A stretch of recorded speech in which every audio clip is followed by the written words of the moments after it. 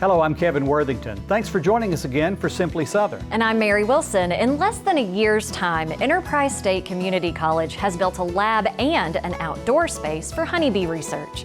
And they have even bigger plans for the future. We'll take you to their new Weevil Bee Lane later in the show. 3 years ago, we experienced the food and fun of a Bienville Bites food tour. And today we're going back for more. From a podcast to a new storefront, the company is finding more and more ways to contribute to Mobile's culinary scene. And I'm Stacy Little. Today in the kitchen, I'm sharing a family recipe for the best cornbread. Y'all stay tuned. Alabama farmers produce many of the products we depend on every day. They're responsible for the food on your plate, the cotton in your clothes, and even the lumber used to put a roof over your head. You'll also find a lot of grains growing on Alabama farms, from corn and grain sorghum in the summer to wheat in the winter. One crop that's only recently been introduced here is barley. Now that may not sound like a big deal to you, but if successful, it could be a big deal for farmers and for a certain group of entrepreneurs. For 4 years, researchers at the Tennessee Valley Research and Extension Center near Huntsville have been studying the viability of growing barley on Alabama farms. Starting with more than 50 varieties, they've discovered a few that show the greatest promise for growers. We want to see which one is going to give us the highest yield potential, which one is going to give us the best disease resistance. And then from there, we want the grower to be able to look at that data and make a good selection as far as what variety to grow. Because if they choose the wrong variety, they're going to start out from a deficit and they'll never catch up. Besides the research center, barley's been grown on as many as half a dozen farms in North Alabama. Farmers are finding that barley has positive effects in addition to the possibility of putting more money in their pocket. It's definitely going to impact our farmers in a very positive manner. It's going to help diversify our farms. And I think it's important for soil health also going forward, being able to add this to your crop rotation. And it's going to be really important for our local brew houses to incorporate something local for our consumers. Brew houses are an integral part of the equation. Craft beers make up more than a quarter of the $100 billion beer market, with most Americans living within 10 miles of an independent brewer.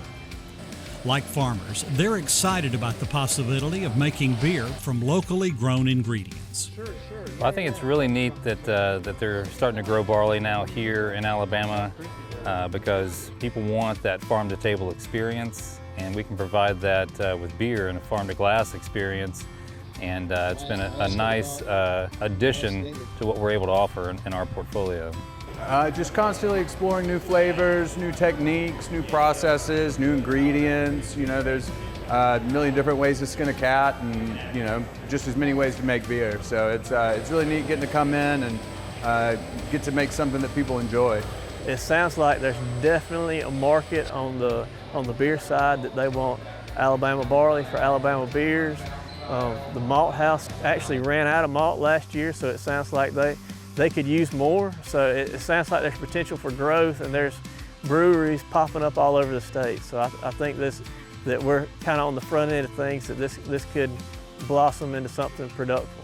Huntsville's Yellowhammer's been brewing Avalon's Weekle beer since last fall, and the nearby Brewers Cooperative created Huntsville Honey in late spring. Malting the barley is a necessary step in the brewing process, and as acreage increases, those working on the project expect a malt house to locate in the Tennessee Valley, and that could lead to a project that's even more simply Southern.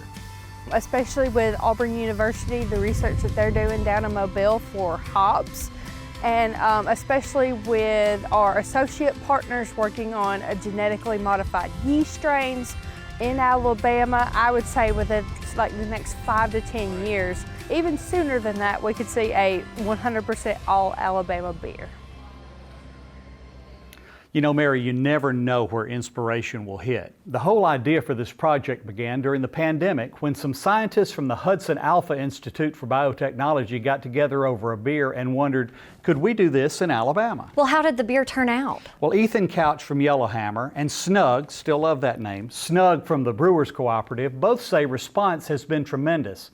Not only do people like the way the beer tastes, just like with tomatoes, peaches, or anything else, Folks like the fact that some of the ingredients come from local farms. Well, from quenching thirst to whetting an appetite, what's better than great food? More of it. When Simply Southern returns, we'll learn how Bienville Bites is offering more ways to experience Mobile's delicious destinations.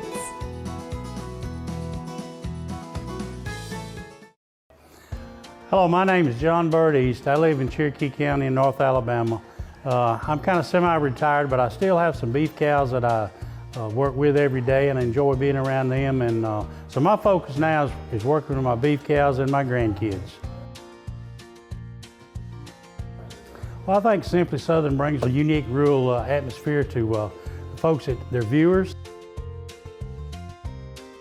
I've been associated with Alpha for a long time. Our interest is in agriculture, and this show is focused on agriculture, things that's going on in Alabama. And I know a lot of the folks that's been featured on the shows. It's good to see people that you know, and they tell about what they're doing every day in rural America. It's just a great way to keep in touch with what goes on in rural Alabama.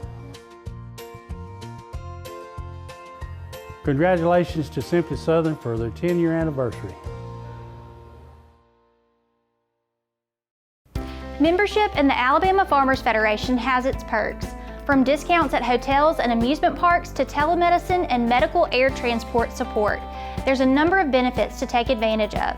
Plus, being a member of the Alabama Farmers Federation means you're supporting the hardworking men and women who help feed and clothe our state.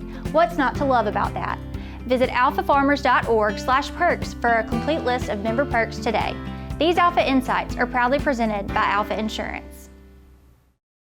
A farmer has to live on faith. We do all we can do, but we can only control so much. Alabama is the second largest poultry growing state in the nation, so we're trying our best to grow all the corn we can for that. What we produce not only feeds and clothes all of the United States, but about half of what we make goes on to the world market. We've been able to improve yields, have some things that can help us produce a better crop. I'm proud of the product we make and proud that I can say I'm an Alabama farmer. In the heart of Alabama, where communities thrive and families flourish, there's a trusted partner with practical solutions for a better world. Alabama Extension equips farmers in the field and supports health in the home. Our experts extend knowledge and improve lives. We're growing food for our community right here in the city. We're gaining the confidence to become the leaders of tomorrow. We're here to help you grow and succeed in all aspects of life. Discover Alabama Extension at aces.edu.